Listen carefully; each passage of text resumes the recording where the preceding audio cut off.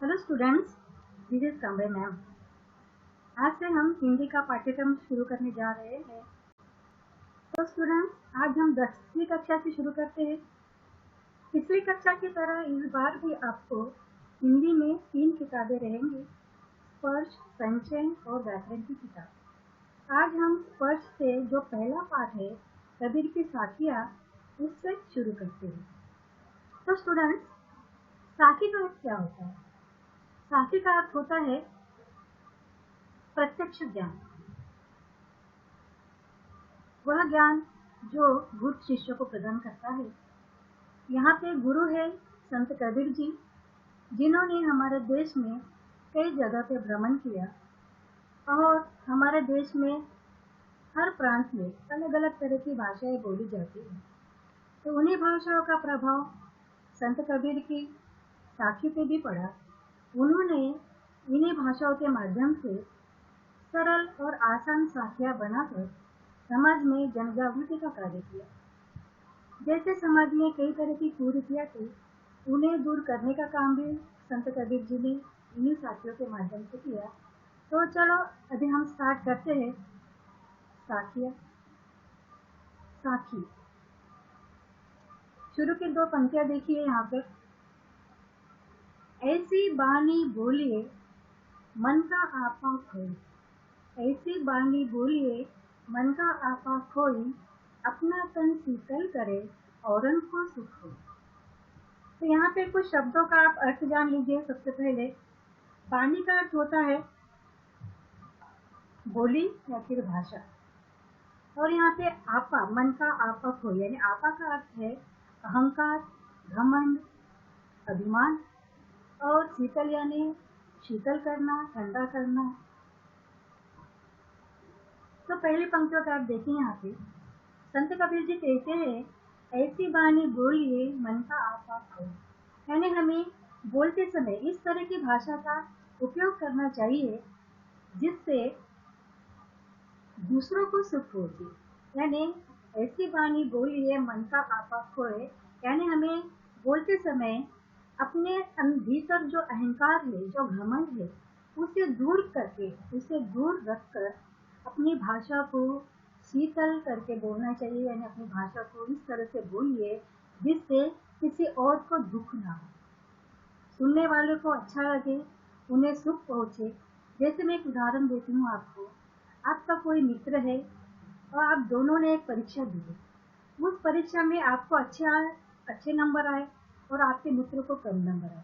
अगर आप उससे कहोगे देखो मुझे तो बहुत अच्छे नंबर आए और तुम्हें देखो कितने कम नंबर आए, इससे क्या होगा, आपका जो अच्छा मित्र है उसे दुख होगा, उसे बुरा लगेगा, और जिसकी वजह से इसका असर आपके मित्रता पर हो सकता है। आपको भी बाद में बुरा लगेगा अगर मैंने अपने मित्र का दिल दुखाया। तो इससे अच्छा है कि पहले से आप अगर कुछ बोलते हो तो बोलते समय इस बात का ध्यान रखें कि आप जिसके साथ बात करें उसको बुरा ना लगे, उसे अच्छा लगे, जिसकी वजह से आपको भी अच्छा लगेगा, है ना। तो फिर से एक बार इन 2 पंक्तियों का अर्थ जान लो आप।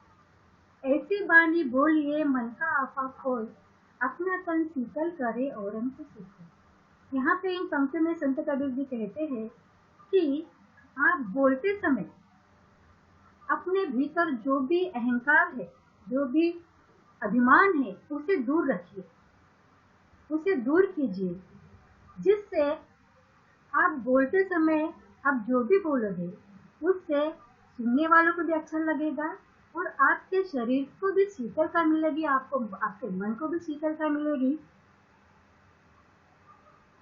जिससे किसी और को भी कष्ट न होगा और आपको भी सुख की प्राप्ति होगी। समझ गए स्टूडेंट? तो चलिए दूसरी पंक्ति की ओर बढ़ते हैं। आगे की 2 पंक्तियां है। कस्तूरी कुंडली बसे मृग ढूंढे बन माही, कस्तूरी कुंडली बसे मृग ढूंढे बन माही, ऐसे घटे घटे राम है दुनिया देखे नाही। तो इसमें कुछ कठिन शब्द का अर्थ जान लीजिए आप। कुंडली का अर्थ होता है नाभि, मृग यानी हिरण, और घटी घटी यानी कनकन भी। तो प्रस्तुत पंक्तियों में कबीर जी कहते हैं कि एक हिरन कस्तूरी की खुशबू को ढूंढते हुए पूरे जंगल में घूमता है। यानी जो कस्तूरी उसके नाभि में है, जिसकी सुगंध उसे आ रही है लेकिन उसे पता नहीं है, और उस कस्तूरी की सुगंध में वो पूरे वन में जंगल में ढूंढता फिरा कि कहाँ से खुशबू आ रही है, कहाँ से खुशबू आ रही है। और वो इस बात से बेखबर होता है कि वो जो खुशबू है, वो जो सुवास है, वो उसके नाभि से ही आ रहा है। उसी प्रकार संसार के कण कण में ईश्वर विद्यमान है, लेकिन मनुष्य इस बात से बेखबर है। और मनुष्य जो है ईश्वर को मंदिरों में, मस्जिदों में, देवालयों में ढूंढता फिरता है। इसलिए कबीर जी कहते हैं कि अगर ईश्वर को ढूंढना है तो उसे अपने मन में ढूंढो। अगर ईश्वर को ढूंढना है तो उसे अपने मन में ढूंढो, क्योंकि ईश्वर का जो स्थान है वो आपके मन में है। दो पंक्तियों का समझ से फिर से एक बार देखते हैं। कस्तूरी कुंडली बसे मृग ढूंढे मनवार।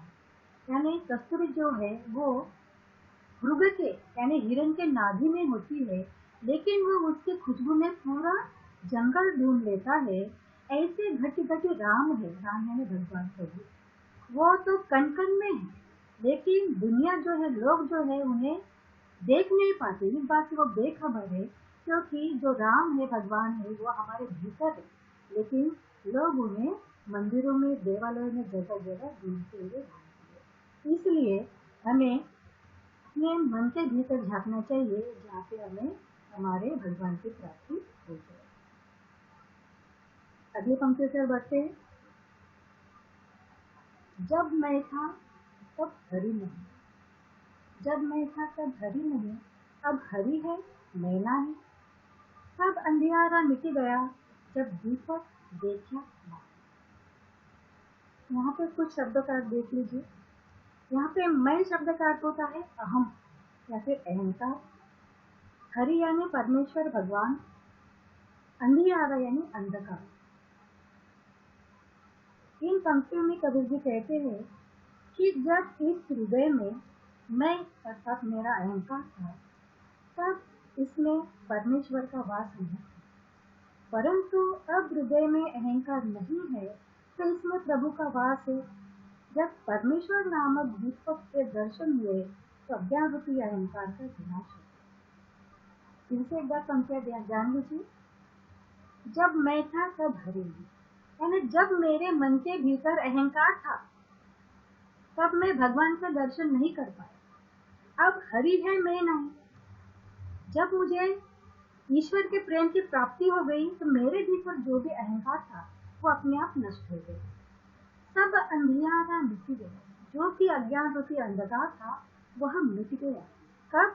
जब दीपक देखा नहीं, यानी जब ईश्वर प्रेम का दीपक मेरे मन में प्रज्वलित हुआ, जल गया, तब मेरे भीतर का, मेरे मन के भीतर का जो भी अज्ञान का अंधियारा था वो मिट गया और सब तरफ मुझे ज्ञान रूपी रोशनी दिखाई दे रही है।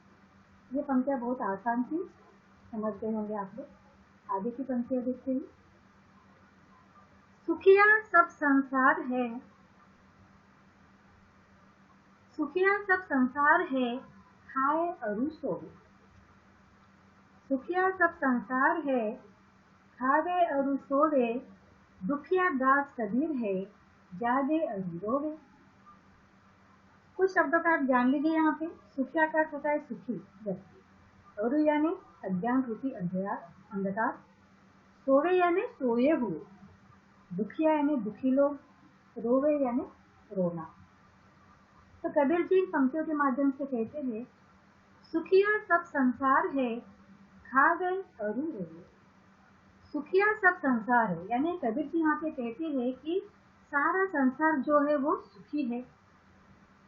खा गए अरु सोए, खाना खाता है और सोता रहता है। लेकिन दुखिया दास कबीर है, लेकिन दुखी कौन है? कबीर जी। क्यों? क्योंकि जागे अरु रोवे, क्योंकि वह जागते रहते हैं और रोते रहते हैं। किस बात के लिए जागते हैं और क्यों रोते हैं कबीर जी? तो इन पंक्तियों के माध्यम से कबीर जी कहते हैं कि इस संसार के जो लोग हैं वे अज्ञान रूपी अंधकार में डूबे हुए हैं। उन्हें अपने मृत्यु आदि से भी कोई भय नहीं, अपने मृत्यु से अनजान है, सोए हुए हैं। और ये सब देखकर कबीर जी दुखी है और वे रो रहे हैं और प्रभु से ये विनती कर रहे हैं कि हे प्रभु,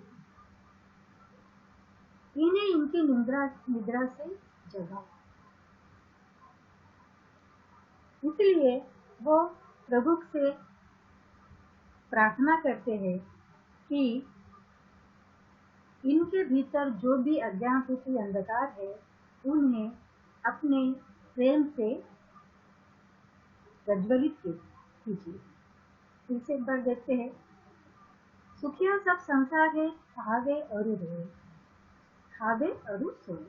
कबीर जी कहते हैं कि इस संसार में जो लोग हैं वो इस बात से अनजान है कि मृत्यु उन्हें एक न एक दिन मृत्यु को प्राप्त होना है, और इसी मृत्यु रूपी अज्ञान से वो अनजान है और सोए हुए हैं। उन्हें किसी बात की चिंता नहीं है। यह देखकर कबीर जी चिंतित हो रहे हैं और वे रो रहे हैं। वो प्रभु को पाने की आशा में हमेशा चिंता में जाते रहते हैं कि जब तक प्रभु की प्राप्ति नहीं होगी तब तक इंसान जो है वो सुखी नहीं।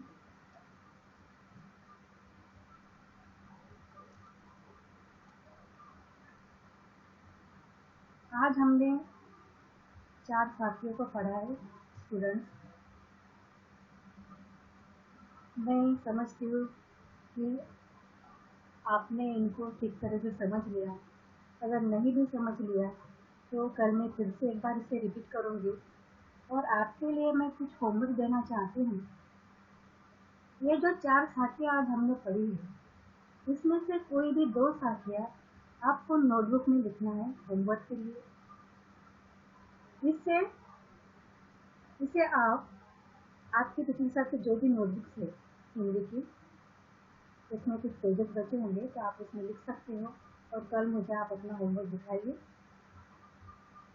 इससे क्या होगा, मैं हमेशा जैसे आपको कहती हूँ कि लिखने से हमारा जो शुद्ध लेखन है उसमें सुधार होगा, हमारी जो मात्राएं है उसे हम जान पाएंगे और हमें लिखने की प्रैक्टिस होती रहेगी। तो आज मैं यहीं पे रुकती हूँ। समझ में आ गया होगा आपको। धन्यवाद।